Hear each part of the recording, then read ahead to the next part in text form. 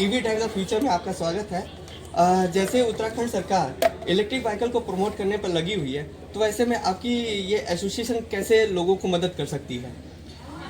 देखिए, electric vehicle में जो सबसे बड़ा इशू आज की डेट में है वो चार्जिंग स्टेशंस का ना होना है। हाँ, क्योंकि जैसा हम जानते हैं इलेक्ट्रिक व्हीकल एक लिमिटेड रेंज के लिए डिज़ाइन होते हैं, चाहे वो ऑटो है चाहे वो कार है, और उतना पॉपुलर जिस स्पीड से हम चाहते थे, जितने उसके फ़ायदे हैं, जितना एनवायरनमेंट फ्रेंडली है, उतनी स्पीड से भी नहीं हो पा रहा है। उसका सबसे बड़ा रीज़न तो चार्जिंग स्टेशंस का ना होना है।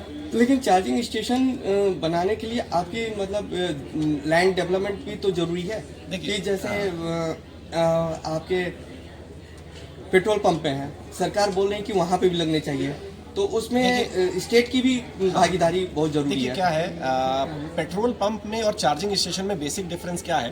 पेट्रोल पंप में आप एक कार में डीजल या पेट्रोल डालने में 1 मिनट या 2 मिनट लगता है, लेकिन चार्जिंग स्टेशन में एक कार को चार्ज करने के लिए मिनिमम 40 मिनट्स चाहिए।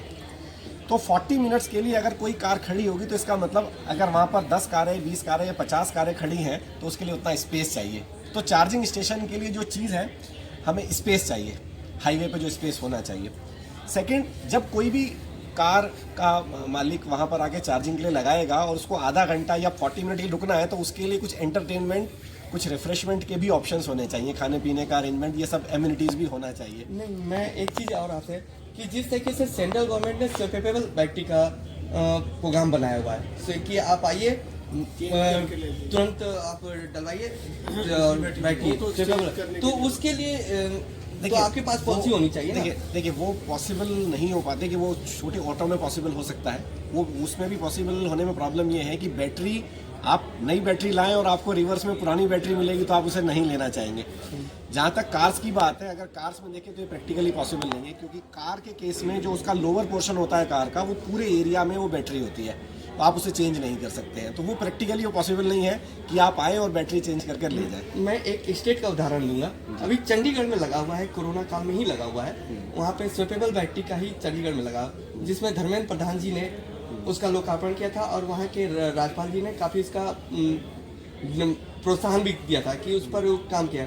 उसमें इंडियन ऑयल कॉरपोरेशन और वहाँ की एक जो कंपनी है, उन्होंने उस पर काफ़ी डेवलपमेंट किया है। तो मैं भी चाहता कि जिस तरीके से चंडीगढ़ काम कर रही है, उसी तरीके से हर स्टेट वाले भी काम करें। और लेकिन जितनी यूनिट सेल होती है ना, हाँ, उतनी यूनिट यहाँ सेल नहीं हुई है। अच्छा, वो सेल बेस पे काम होता है। हाँ। अगर आपकी यूनिट सेल ही नहीं होगी तो आपको कोई भी चार्जिंग स्टेशन नहीं लगाएगा। अब यहाँ पे गैस की जितनी है ना, आप उत्तराखंड की बात करेंगे, हाँ, तो जो गैस से चलने वाले वाहन है वही कितने स्टेशन है, आप पहले वही देख लीजिए। तो ये तो आपका बिल्कुल लेटेस्ट। पहले एलपीजी थी, वो बंद हो गई। एलपीजी नहीं हमारे यहाँ तो उत्तराखंड में एलपीजी पे तो प्रमोशन सरकार नहीं कर पाई। मैं आज मैं तो इलेक्ट्रिक व्हीकल पे ही काफी प्रमोट करने पे लगा हूँ कि काफी। और यहाँ की भौगोलिक स्थिति भी थोड़ी सी ना, पहाड़ की है। भौगोलिक स्थिति ऐसी नहीं है कि आप पहाड़ पे जा रहे हैं। यहाँ पर पेट्रोल के लिए भी आपको सोच के जाना पड़ता है कि 100 किलोमीटर का मेरे पास पेट्रोल हो ताकि मैं पहाड़ पर जाऊँ। और आप सोच रहे हैं कि अगर हम स्टेशन लगा देंगे और वो गाड़ी खड़ी हो जाएगी तो पहाड़ पे कहाँ से हम उसको चार्ज करेंगे। हमारे यहाँ तो पेट्रोल भी अवेलेबल नहीं है 20 किलोमीटर बाद। अच्छा, तो जोग्राफिकल है। और हाँ, तो हमारी भौगोलिक परिस्थितियाँ जो है ना वो डिफरेंट है। चंडीगढ़ जो है वो बहुत ही डेवलप्ड है और ये तो डेवलपिंग पे है अभी उत्तराखंड। देखिए, किसी भी स्कीम को पास करने के लिए सरकार के साथ की बहुत ज़्यादा ज़रूरत होती है। जैसा आपको मालूम होगा, दिल्ली सरकार इस तरह की इलेक्ट्रिक कारों पर 1.5 लाख रुपए की सब्सिडी दे रही है।